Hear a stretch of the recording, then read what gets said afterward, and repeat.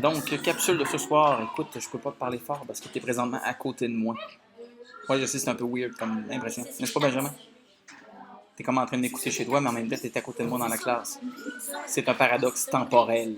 Bon, ceci étant dit, je veux juste faire un petit retour sur ce qu'on a jasé ce matin, la semaine dernière, par rapport classe de mots versus les groupes de la phrase. C'est pas du tout la même chose. Donc, se rappeler qu'il y a d'abord le mot, un ensemble de lettres qui font un mot.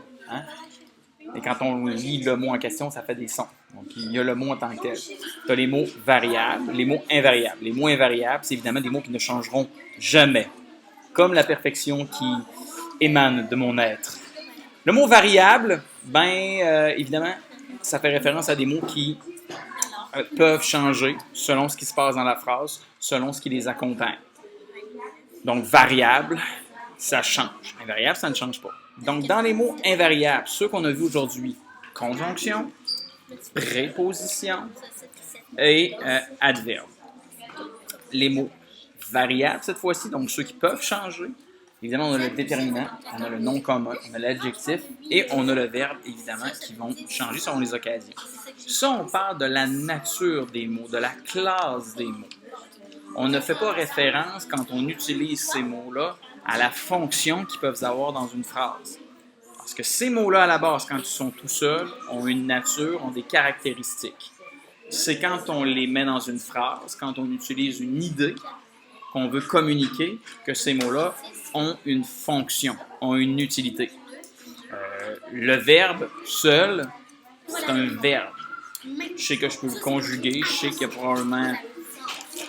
il y a assurément un groupe sujet qui va aller avec, mais le verbe va prendre tout son sens quand il va être le noyau, justement, du groupe du verbe, où là, il va avoir une fonction beaucoup plus concrète qui sert, justement, à véhiculer ton information, ton message.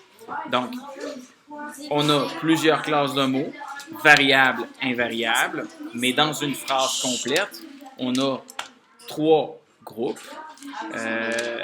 Les groupes constituants de la phrase, le groupe sujet, le groupe du verbe et le groupe complément de phrase. Encore une fois, le groupe complément de phrase est non obligatoire, alors que les deux seuls le sont. Faire attention à groupe sujet et groupe du nom, parce que des groupes du nom, on en retrouve partout dans la phrase, alors que le groupe sujet, lui, il n'y en a qu'un seul par verbe conjugué dans une phrase. Donc, faire attention à la nuance qu'il y a là-dedans. Alors, moi, ce que je te demande, via ton commentaire de ce soir sur le blog, OK? Je veux que tu me définisses, dans le fond, certains éléments dont je viens de parler. Parle-moi de... Bon, c'est quoi un mot invariable? C'est quoi un mot variable? Parle-moi des groupes constituants obligatoires de la phrase et du non obligatoire. Parle-moi des adverbes, parle-moi de la conjonction, parle-moi de la préposition, même. Parle-moi des groupes, parle-moi des mots que tu connaissais déjà fort bien avant, comme le nom commun, les adjectifs, ce que tu veux.